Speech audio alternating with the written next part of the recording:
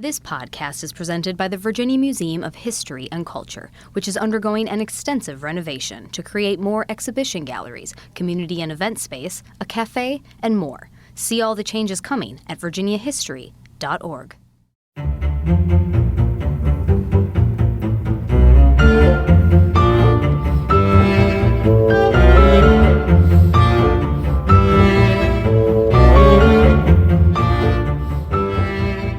Hello and welcome to episode 5 of season 5 of the How We Got Here podcast. I'm Rachel DePompa. I cannot believe we're on season 5, and we've just hit an insane mark.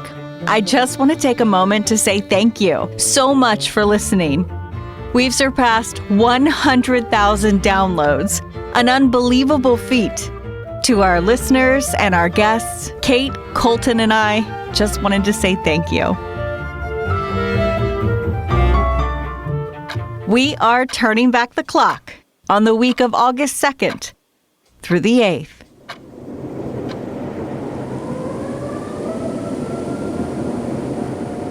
The closet that I was in exploded, and I flew out the closet into the outside and went down about 2 stories and fell into a brick roof. August 6th, 1993. I heard this wind blowing, and all of a sudden I just saw the walls coming towards me. What you do, fall on the floor?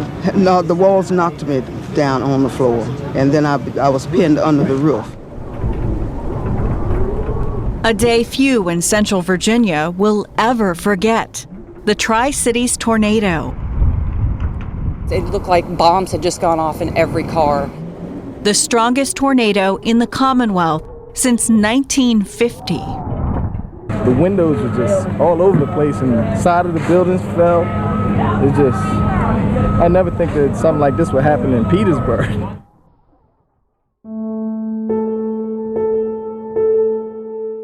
Touchdown happened on a Friday at 1:30 in the afternoon. The tornado ballooned in size and strength as it approached historic Old Town Petersburg. At this point, the twister was 300 yards wide, and most of the storm was an EF2, winds well over 100 miles per hour. The National Weather Service now calls it an EF4 multi-vortex tornado. And that's about as crazy as it sounds. That's when a large twister has several smaller tornadoes inside of it that rotate around a central core. To be honest, I've never heard of this before. It sounds apocalyptic, something you'd only see in a doomsday movie. Within that 300-yard path of destruction, there were small portions around 30 yards wide where damaging winds doubled to EF4 strength. That's 210 miles per hour.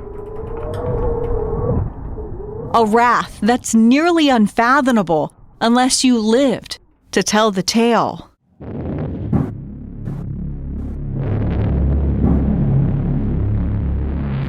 It was amazing. I mean, it was just like something in a dream. Denise Lenowitz felt it firsthand. She was in the upper floor of her Petersburg apartment building when she was thrown 2 stories down. I saw light and smoke and all the stuff coming towards me, so I ran to the closet and put my hands over my head like they say to do. And then right when I did that, the closet that I was in exploded, and I flew out the closet into the outside and went down about 2 stories and fell into a brick roof. City Councilman Charlie Cuthbert was in his Petersburg law office that day. I looked out of the window facing west, and I saw this tree that normally stands tall and strong, and it was bent at about a 45-degree angle. I'd never seen anything like that. And I thought it was just, a big windstorm. Didn't think anything more of it. Had no idea that it would make an impact on Petersburg like it did. And it was a constant stream of ambulances going down to upholstery. At that point, I realized that this was more than just a windstorm. The reports from the National Weather Service from Old Town are downright terrifying. 58 buildings were badly damaged or destroyed. One of them had a solid brick wall that was 4 bricks thick. There was a 2 to 3 foot diameter hole punched through it, likely caused by an airborne missile launched by the tornado, perhaps a beam from another building's roof.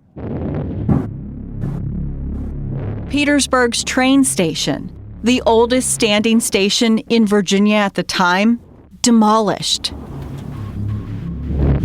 A caboose anchored to a short piece of train track there was ripped from the ground, thrown 20 feet in the opposite direction of the tornado's path. Amazingly, nobody in Petersburg was killed. All of that destruction in minutes.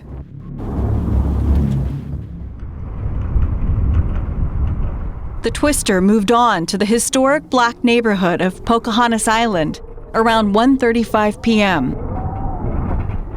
I caught up with the honorary mayor of Pocahontas Island, Richard Stewart, on the 25th anniversary of the tornado tearing through. Where we're standing right now was the path of the Underground Railroad, came right straight through here. Of the 57 homes on the island that's nestled along the Appomattox River, 47 were either heavily damaged or destroyed. Every building had some type of damage, and the pathway through it, it destroyed all the houses. The National Weather Service says the tornado was an EF3 at this point, winds of at least 130 miles per hour, and it had decreased in size from 300 yards wide to 250. If I would have had to define who we were over here, we just prayed. It was a reign of terror. Nobody was killed on Pocahontas Island, but for Stewart, those prayers were answered in a way you wouldn't expect. I'm not a preacher, but God saved Pocahontas. Most people don't say a tornado hitting is a gift from God. Why do you say that? Pocahontas has become a slum, blight property. There was bootlegging, racketeering, and some of everything going over here. It seemed like once that tornado came here, it was a cleansing process. Money to rebuild poured in. People from all over showed up to help. And for once, this forgotten beacon for former slaves, inhabited now by their descendants, was getting remembered. We still say it's a blessing from God, and we still look at this as being our promised land. This is a beautiful place that is not only black history, it's white history, it's America history. The damage to Petersburg and Pocahontas Island was estimated at $15 million. Over 100 buildings damaged or gone. 40 people hurt. Nobody killed. That would change as the storm continued into Colonial Heights. The twister crossed the Appomattox River, several storefronts full of people in its path, including a Kmart and Walmart. Witnesses say the storm was still 200 yards across, as wide as the Walmart was long. Winds well over 100 miles per hour still, with a vortex within spinning at 175 miles per hour. Hundreds of people inside the store had just 20 seconds of warning before the tornado hit. Michelle Ekman was one of them. The whole roof was like a wave. It was like a wave? Yeah, what do you mean by that? You could see the roof just waving from the inside, and the lights were shaking. Next thing you know, we're trying to hide. They were told to head to the middle of the building and hid when the power went out. You were just crouched down hoping that you just didn't know what was happening. You didn't know what was going on. Hundreds of cars in the parking lot tossed around like toys. many totaled after being flipped. It looked like bombs had just gone off in every car. Carts everywhere. You could see cars on top of cars on the Kmart. They were on top of each other, on top of the Kmart. It was like this whole little area that was the center of the storm. Some 200 people were injured. The fear of fatalities rose as the night went on. Right now they're trying to get a lady out of there. She's stuck and a board's holding her legs down. Crews working to remove as much rubble as possible from the store that had an enormous gash ripped right through it. Everything was just in the rumbles, and people was everywhere, looking and trying to find out where their friends and loved ones were. Janice Gunn drove to the store to look for her sister-in-law, Carolyn, who worked there. Well, after we didn't get any information, we just kind of assumed that, something serious had happened. People kept saying, different things. We called all the hospitals. It wasn't until the next day when they got the call they feared. 48-year-old Carolyn Gunn was dead. She was working at the checkout line, unable to get to safety. Her brother John described what he was told. I guess the tornado hit so quick that people just didn't have an opportunity to do much moving, and one of the beams came down and fell on her, and that's what killed her. But it's hard to lose a sister or a loved one. Another cashier in the store, 40-year-old Cheryl Weisheim, was also killed. 56-year-old May Prosisis, out shopping that Friday afternoon, fatally injured as well. Nearly 200 others hurt in just minutes.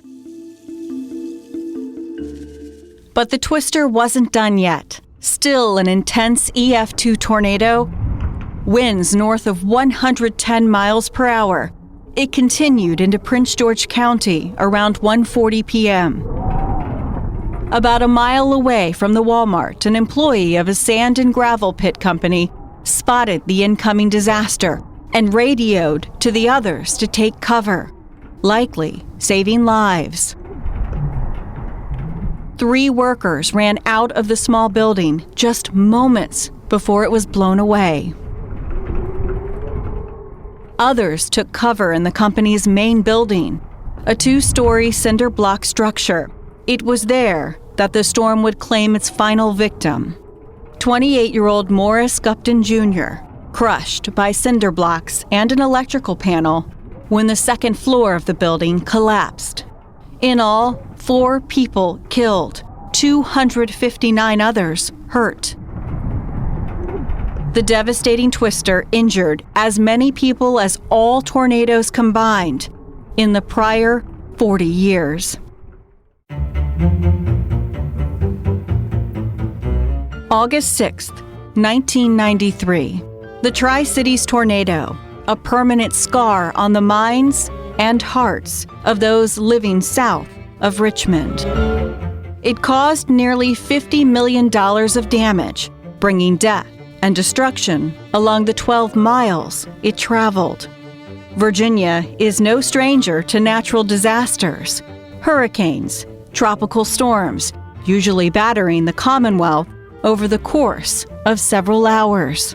In this case, one of the most devastating weather events in Central Virginia was over in less than 20 minutes.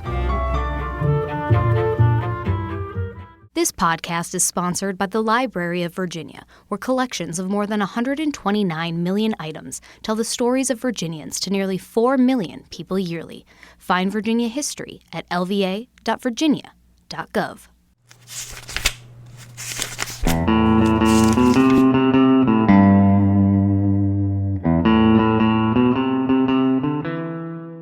Following the Revolutionary War, the fledgling United States was on a path that had not yet been paved. We told you earlier this season about the room where it happened. In June 1790, Hamilton was figuring out government debt, while Jefferson and Madison got the capital moved to the banks of the Potomac. as this new form of government was still being worked out, the country's image around the world was important for things like trade, even allies for future military engagements. These United States needed an international public relations campaign, and it came from the U.S. Constitution. It mandated that representatives and taxes would be apportioned to the states based on the number of people living there.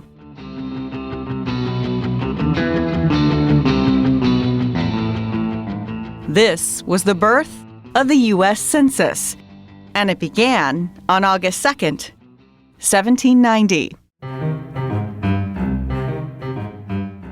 This was a test to show the world that the country that just beat the Brits was made up of more than just a band of rebels in New York, Philadelphia, and Boston. And it's the U.S. Marshals that were charged with carrying it out. They hired assistants to go from home to home, counting everyone inside. They would only include the name of the head of household. Everyone else in the house was just a number. Broken up into 5 different categories based on age, sex, and race. Native Americans who were not taxed were not counted, and enslaved people only counted as 3/5 of a person. The marshals and their assistants had 9 months to complete the job, or else face a fine. Only the state of South Carolina asked for and received an extension. George Washington told Congress that one of the assistants there made a, quote, sudden elopement to St. Augustine with his paperwork, leaving the marshal there, up a creek, so to speak. Once the census was complete, a bigger picture of the country began to take shape. The U.S. was made up of nearly 4 million people. Nearly 700,000 of them were slaves. The largest cities as far as population were as follows: New York City with 33,000, Philadelphia at 28,000, Boston boasted 18,000 people, Charleston 16,000, and Baltimore 13,000. You may be wondering where Virginia cities fell on that list. The answer? We don't know. The 1790 and 1800 census records for the Old Dominion have never been found. There are 2 theories floating around as to why. One perhaps more plausible than the other.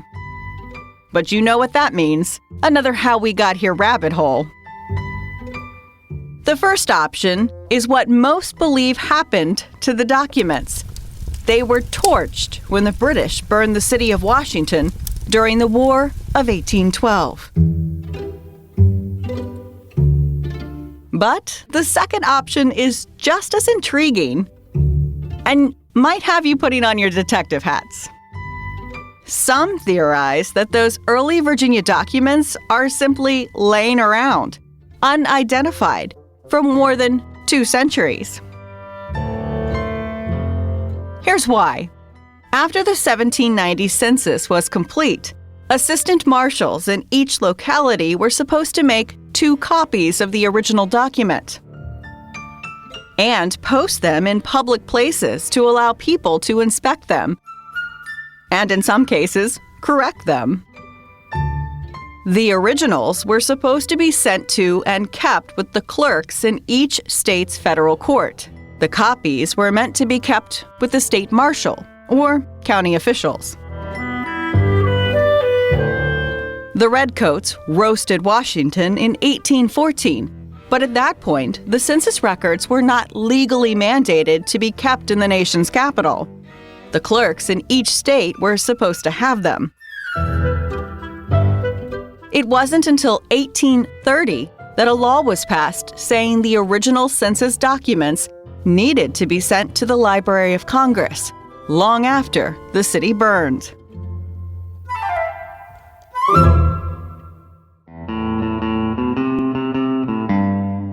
A 1909 government document seems to imply that only summaries of the first census were burned by the Brits when they invaded, going on to say that the originals were supposed to be with the clerks of each state's federal court at that point.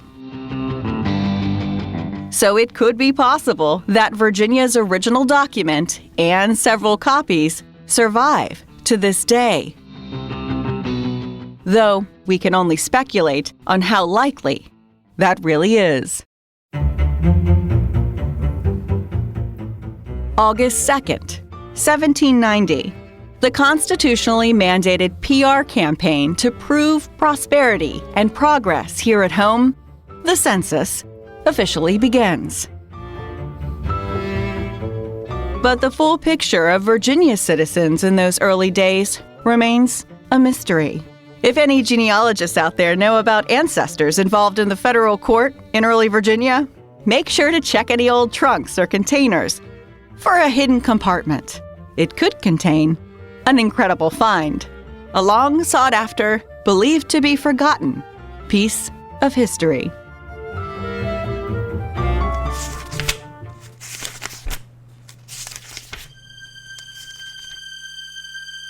Now we are engaged in a great civil war, testing whether that nation or any nation so conceived and so dedicated can long endure.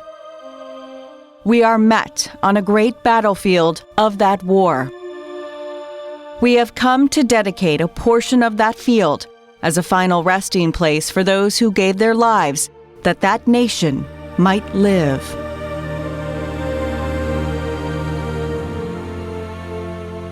The immortal words of President Abraham Lincoln, a monumental moment in history, the Gettysburg Address. In the wake of this Union victory, rebel leaders had their own moment, privately. August 8th, 1863, Confederate General Robert E. Lee penned a letter to President Jefferson Davis offering to resign. It's almost exactly a month and 4 days after Lee starts the retreat of the Army. That's Andy Talkoff, Senior Director of Curatorial Affairs with the Virginia Museum of History and Culture, and an avid listener of How We Got Here. We love having Andy on the podcast. If you haven't listened to his retelling of the John Wilkes Booth manhunt in Season 3, you are missing out. Gettysburg was a crushing defeat for Robert E. Lee. There's probably no event during the war that looms quite as large in historical memory as Gettysburg. I mean, it's the largest battle fought during the war in any theater. More than 165,000 men were on that battlefield. Lee's army numbered more than 71,000. The viciousness of that battle is in many cases well told, particularly because of its violence, in some cases the close quarter nature of the combat. And then, of course, in the years after the Civil War, former Confederates try to understand what happened, and they look at Gettysburg as the great turning point. It's interesting because most historians today who study the Civil War would argue that Gettysburg was not the turning point.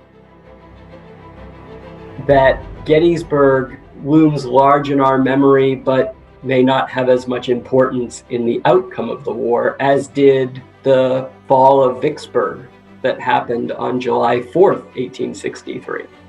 So it was a week of calamities for the Confederate armies and Confederate nation. In the immediate aftermath of the battle, Lee was understandably occupied. Trying to get his army away from the Army of the Potomac, who may have been slow to follow, but did follow up on the victory and were chasing Lee's army into Virginia. Though Gettysburg was colossal in numbers, news of what happened in the 3-day battle was slow to get out. I think that in the aftermath of Gettysburg, reading the Southern newspapers, there is, as you would expect, especially in the mid-1800s, there's a lot of information, some of it misinformation, is getting back home to people. Initially, the people who were reading newspapers and interested in the activities of the armies were first being told that Lee had won a great victory. But steadily, the narrative in the Southern papers started to change as people understood the gravity of what took place.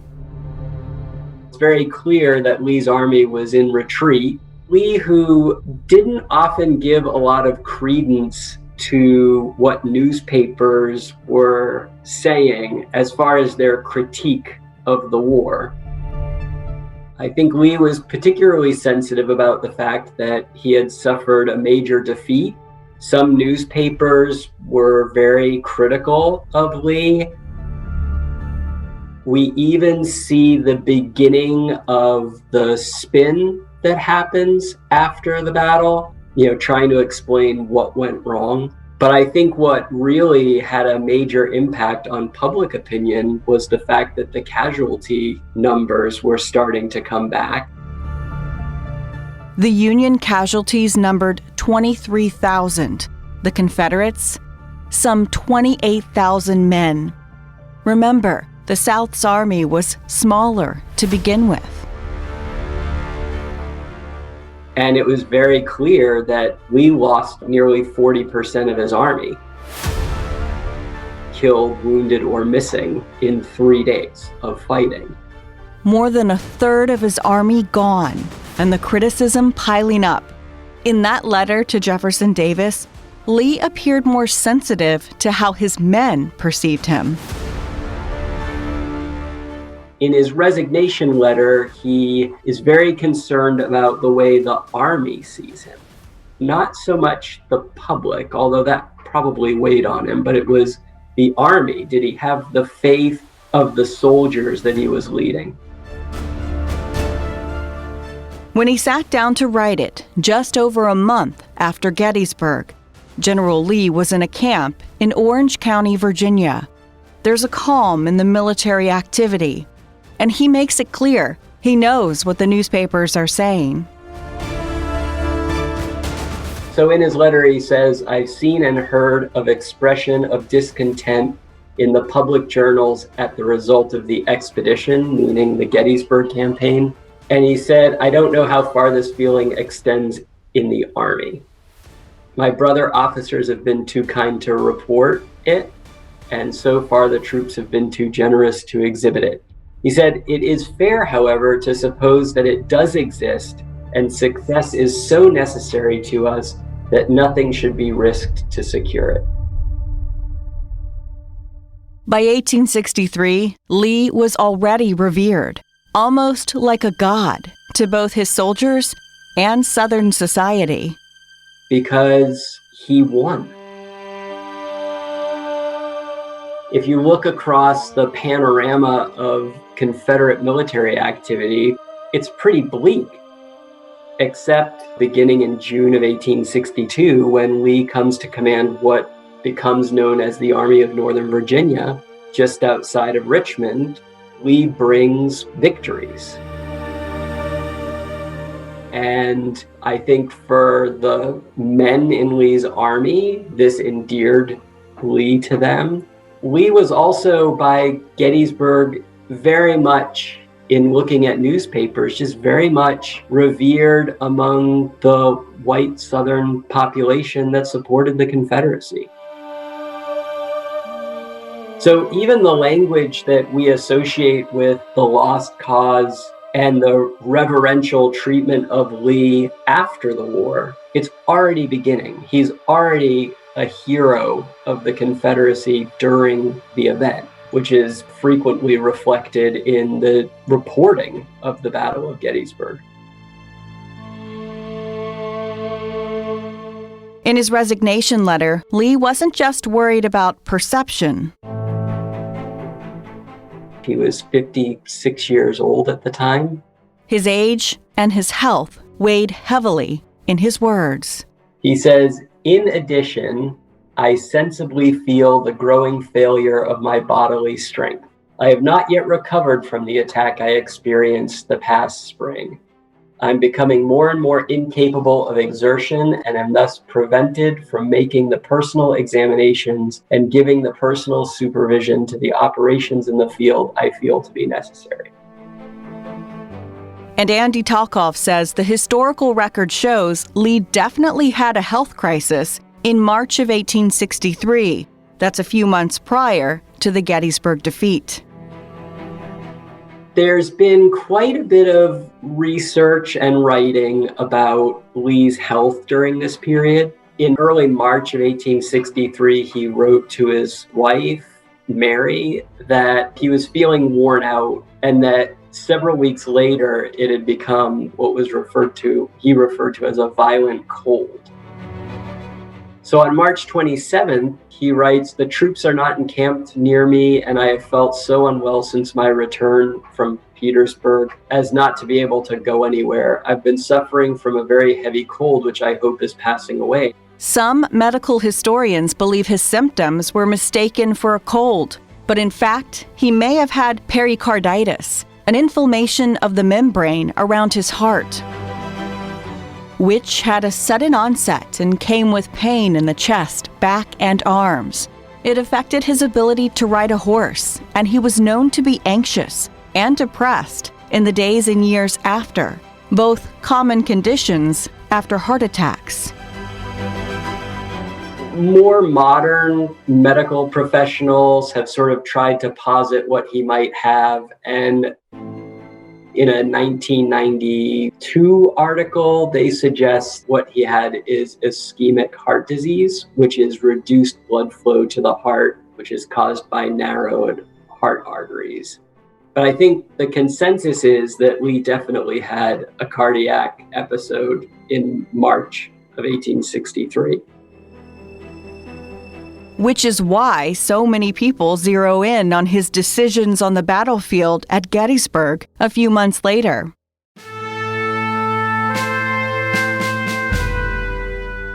I mean, one of the great questions about the Battle of Gettysburg is, what was Lee thinking? Because in retrospect, certainly the assault on the third day, known as Pickett's Charge, was just such a bad idea. Of course, it's easy to Monday morning quarterback, especially military events, but really any event. But think about this. Before that Pennsylvania disaster, but after his health episode, Lee is still finding ways to win and expertly maneuver his army. He goes on in May to plan and win at Chancellorsville, which is considered one of his great military achievements. And then continues on to plan an invasion of Maryland and Pennsylvania. So clearly his health issue was weighing on him, but I don't think that it was affecting his thinking or his ability or interest in continuing to lead the army until after Gettysburg, which suggests that it wasn't only the rigors of the campaign and his health, but I think it was the impact of the battle on him psychologically as well. And in Lee's own words, his health and worries about the confidence of his army were consuming him. And he says, "I've been prompted by these reflections more than once since my return from Pennsylvania to propose to Your Excellency the propriety of selecting another commander for this army." Jefferson Davis, the Confederate president, rejects Lee's offer. Even Davis is sort of demonstrating this reverence for Lee. So he writes, "I'm truly sorry to know that you still feel the effects of the illness you suffered last spring and can readily understand the embarrassments you experience in using the eyes of others, having been so much accustomed to making your own reconnaissances." And then later he says, "But suppose, my dear friend, that I were to admit with all the implication, the points which you present, where am I to find a new commander who is to possess the greater ability which you believe to be required? To ask me to substitute you by someone in my judgment more fit to command? Or would you possess more of the confidence of the army or of the reflecting men of the country is to demand an impossibility."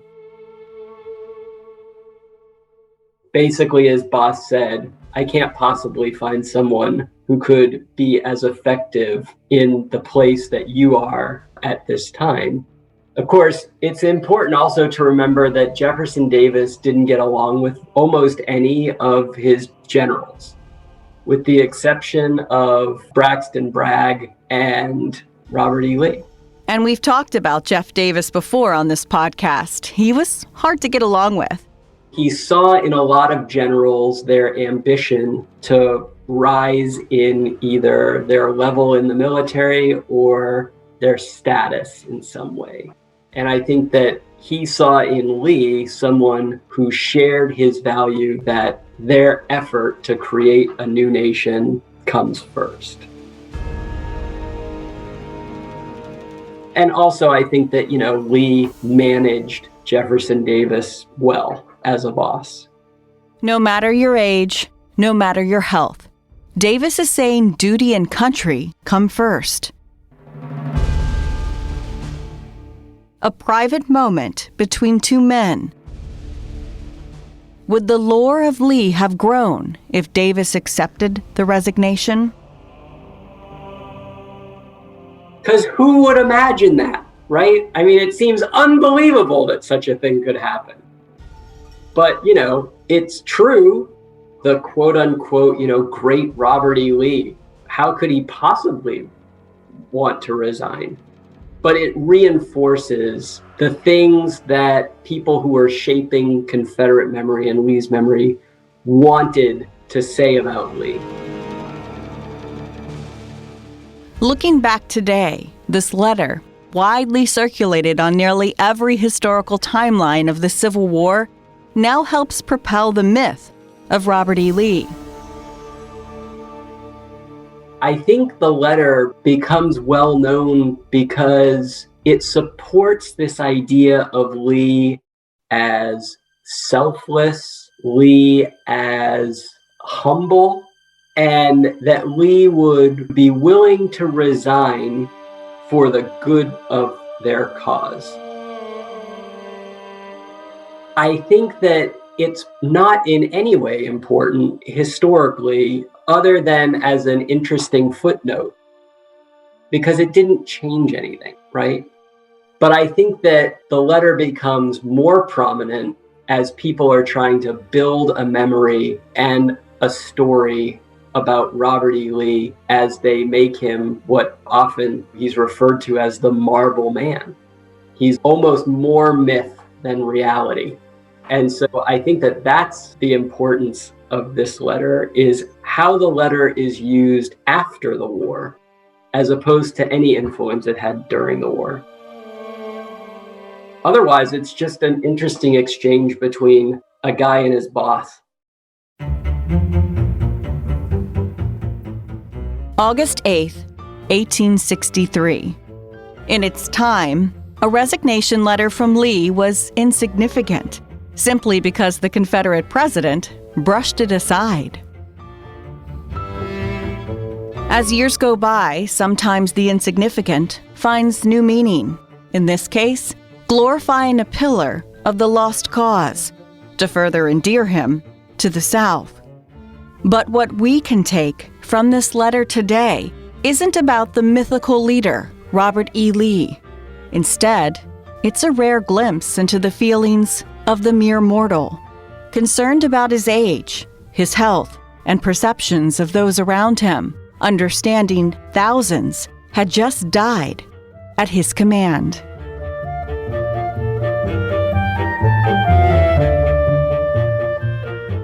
This podcast is recorded by WWBT, NBC 12 in Richmond, Virginia.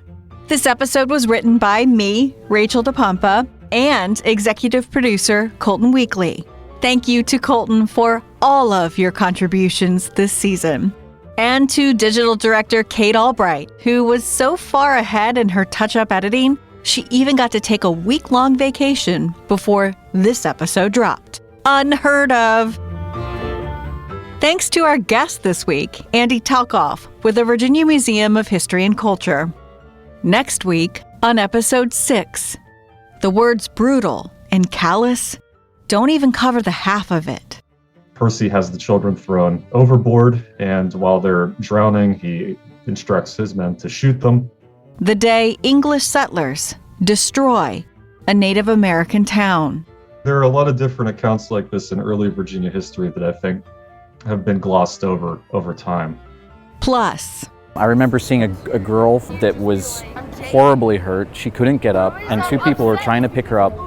a deadly day in Charlottesville none of us will soon forget. There was blood in the streets. It didn't seem like Charlottesville. Remembering those who died in the skies and below during the notorious Unite the Right rally. That's next week on episode 6. If you like this podcast, please support local journalism. You can find stories like these from a little more recent history at NBC12.com. And if you don't mind and you use Apple Podcasts, rate and review us. It really does help others find us. We have an Instagram account, How We Got Here, VA. Follow us. If you have any questions or ideas, email us at howwegothere@NBC12.com. We'll be back in your life next Monday.